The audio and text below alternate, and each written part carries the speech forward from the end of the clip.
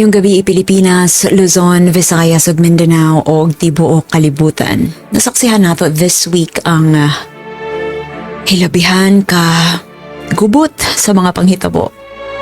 May panalo ang bayan pero parang mas maraming pagkatalo. We've seen before our eyes ang harap-harapang panggagago sa taong bayan ng mga politikong gahaman sa kapangyarihan. Kapag mahirap ka, ang dali mong damputin. Minsan kinakaladkad ka pa na parang wala kang karapatang magpaliwanag.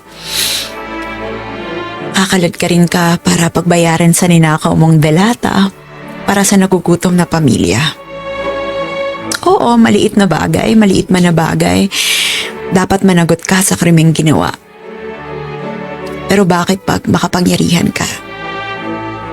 Senado pa ang magkakanlong sa'yo. Kahit ang kaso mo ay krimen laban sa sangkatauhan, pagpatay ng maraming tao gamit ang kapangyarihan ng gobyerno, ang institusyon pa na para sa taong bayan ang magpoprotekta sa'yo. Nasaksihan din natin ang pang-aagaw ng liderato sa Senado na alam naman natin para protektahan lang ang kanilang sariling interes. Ang pagtakas ng lingkod bayan sa hustisya na humahabol sa kanya. Alam niyo, minsan, nakakapagod na.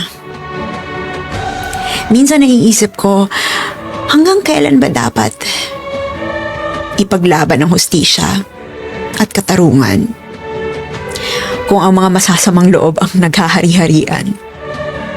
Nakakapanlo mo, nakakagalit. Minsan, gusto ko na lang bumalik sa dati kong buhay, yung walang pakialam. Okay naman kasi kung tutuusin, okay naman yung buhay ko kahit hindi ako lumalaban. Pero tuwing naiisip ko ang mga tulad nyo, mga kababayan na patuloy pa rin lumalaban kahit gaano kahirap. Tuwing naiisip ko ang mga kabataan na siyang magmamana nitong ating bayan. Tuwing naiisip ko ang dugo at pawis at sakripisyo ng mga nauna sa atin na tumindig para lang matamasa ko ngayon ang demokrasya, nabubuhay ang aking pag-asa. So ngayong gabi gusto ko lang sabihin na sana pag-igtingin pa natin ang panalangin sa may kapal. Sigurado ako na sa lahat ng pangyayari ngayon, siya pa rin ang may kontrol at kadahilanan.